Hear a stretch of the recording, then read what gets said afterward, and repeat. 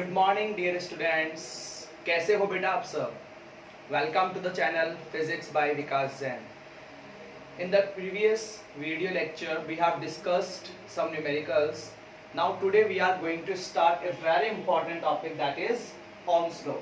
So please open your notebook, take a pen and understand this topic. बहुत आसान सा बहुत मजेदार टॉपिक है. According to the observation and experimental carried out by the Ohm, क्या observe किया उसने 1828 के अंदर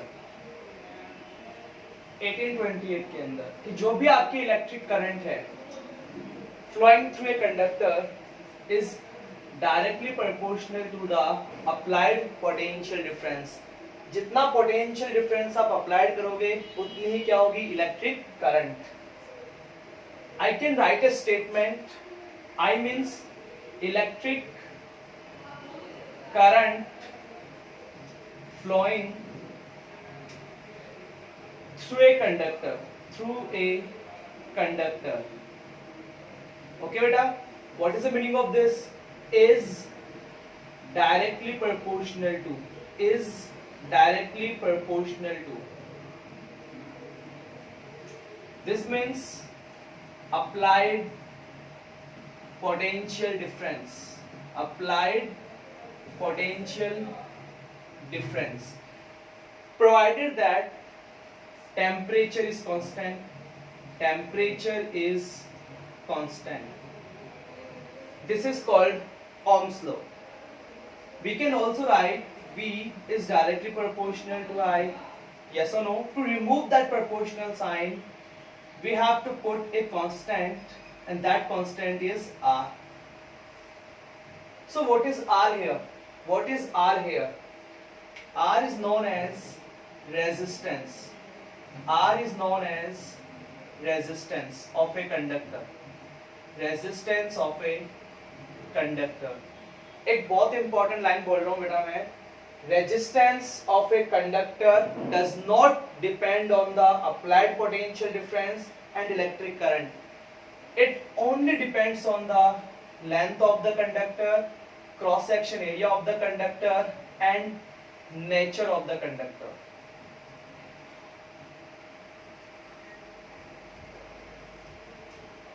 Is that clear? यहाँ पे एक क्वांटिटी और आ जाएगी आपके पास, temperature.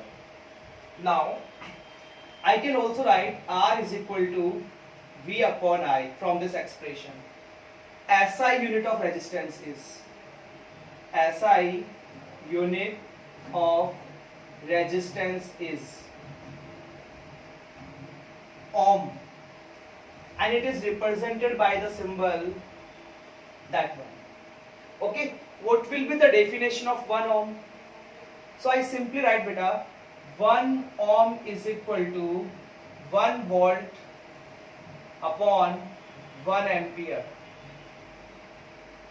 जब पोटेंशियल डिफरेंस कितना होगा 1 वोल्ट, इलेक्ट्रिक करंट कितनी होगी 1 एम्पियर, तब आपका रेजिस्टेंस कितना होगा 1 ohm. Any doubt here? Any doubt? Okay, now R is equal to V upon I. I can also write or I is equal to V upon R. Is that clear? If resistance high, तो electric current क्या होगी बेटा लो, जहां से electricity flow possible नहीं है. तो high resistance basically किसके लिए होगा? इंसुलेटर के लिए. किसके लिए? इंसुलेटर के लिए. Now next, if resistance low then electric current is high. Low resistance it means जहां से इलेक्ट्रिसिटी का फ्लो पॉसिबल है, that is for the conductor. Any doubt here? Please note it.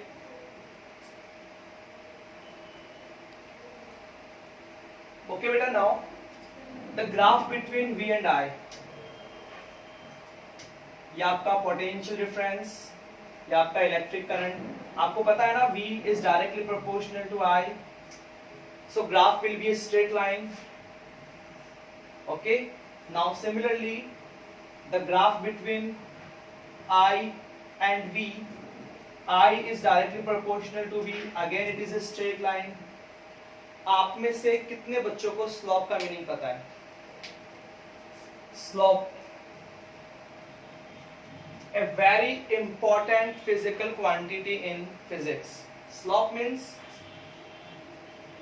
change in y-axis upon change in x-axis. Clear?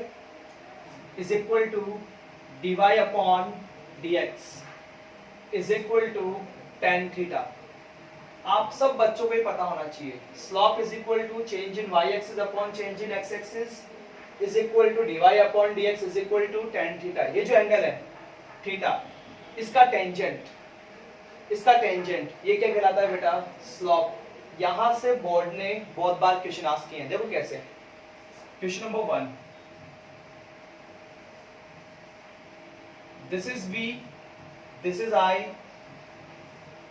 There are two lines, that is for R1 and that is for R2.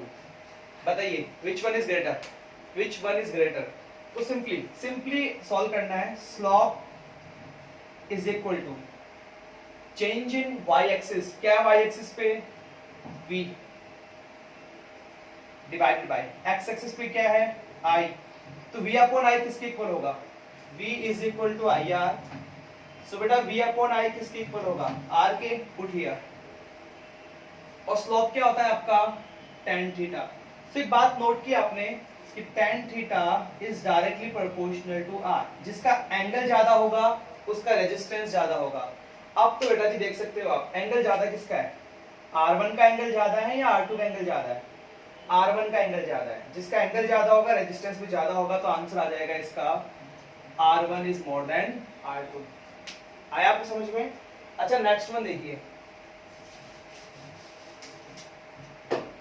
Next one,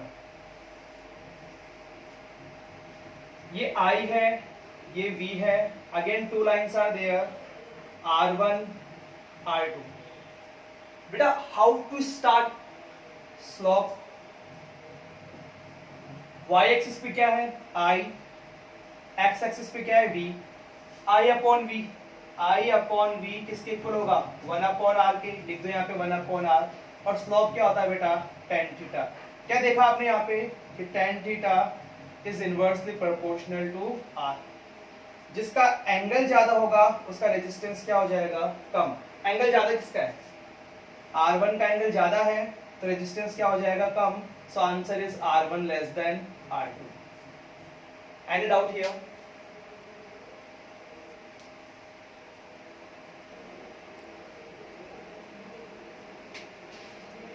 What is the symbol of resistance in electric circuit? That is the symbol here.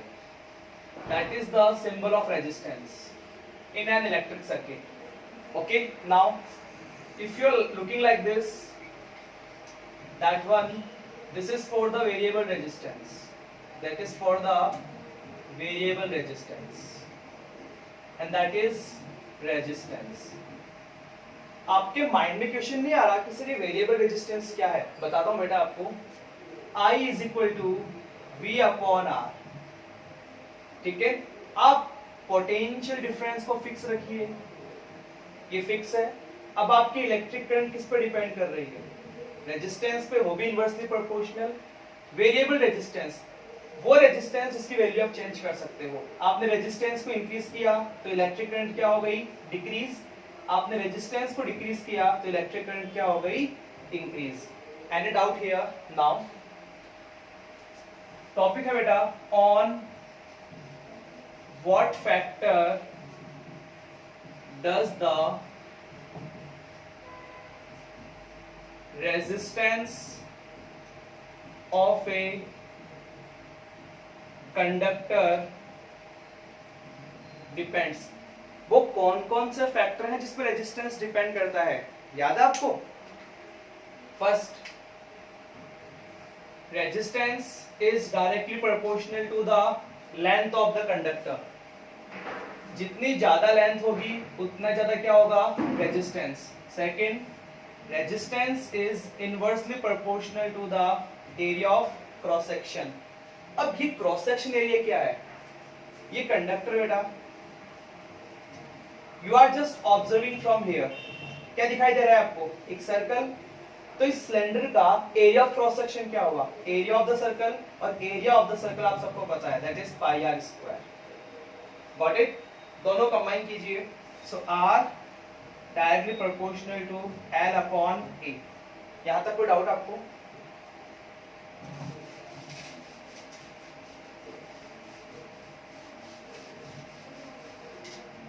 Now look at here. To remove that proportional sign, we have to put a constant. ये formula बेटा बहुत important है। ये रो क्या है यहाँ पे? Resistivity और specific resistance. Specific resistance, clear? What is the SI unit of resistivity? I can also write rho is equal to RA upon L by doing cross multiply. Yes or no? So rho is equal to, resistance की unit क्या होती है बेटा? Ohm. Area metre square upon length metre, cancel out. So resistivity की unit क्या आ गई आपके पास में? Ohm multiply by metre. और सिंबल की फॉर्म में कैसे लिखोगे? Ohm metre. This is the SI unit of resistivity. आप रेजिस्टिविटी को डिफाइन कैसे करोगे? Okay, rho is equal to R A upon L.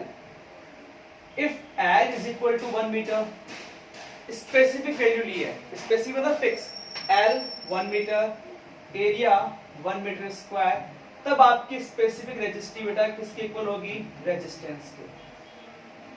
अब डेफिनेशन देखिए, डेफिनेशन सुनिए।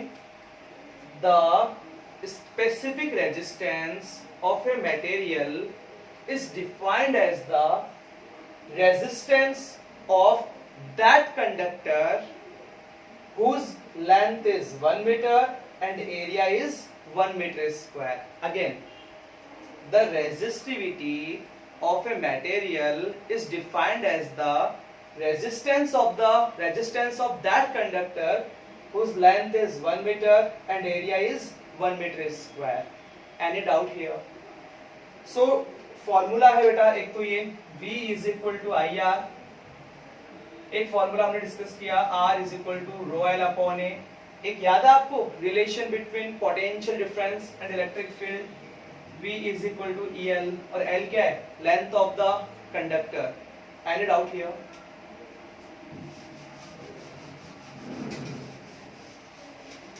नाउ अब हम बात करते हैं कंडक्टेंस की। कंडक्टेंस, कंडक्टेंस रिप्रेजेंट किससे करोगे? G से। द रेसिप्रोकल ऑफ रेजिस्टेंस, ये लो बेटा जी, conductance it is the reciprocal of resistance. ठीक है, इसकी यूनिट क्या होगी? सीमेन। क्या होगी इसकी unit? Siemens. The SI unit of conductance is siemens. ठीक है, नाउ कंडक्टिविटी, कंडक्टिविटी सिग्मा से रिप्रेजेंट करता है। Conductivity, conductivity reciprocal of resistivity. तो sigma is equal to 1 upon rho. Any doubt here? अच्छा, इसकी यूनिट क्या होगी? 1 अपॉन ओम मीटर। ठीक है, आप इसको ऐसे ऐड कर सकते हो, सीमेन मीटर इनवर्स। 1 अपॉन ओम को क्या लिखा है मैंने? सीमेन। देखो यहाँ पे ये 1 अपॉन ओम ही तो है, और इस 1 अपॉन ओम को मैंने क्या लिखा है? सीमेन। So any doubt in today's topic? In the next video we will discuss about the definition of current density. थोड़ा वेक्टर का कॉन्सेप्ट आपको आना चाहिए। Secondly, we will discuss what will be the vector form of the Ohm's law, and we will solve some numericals. Thank you.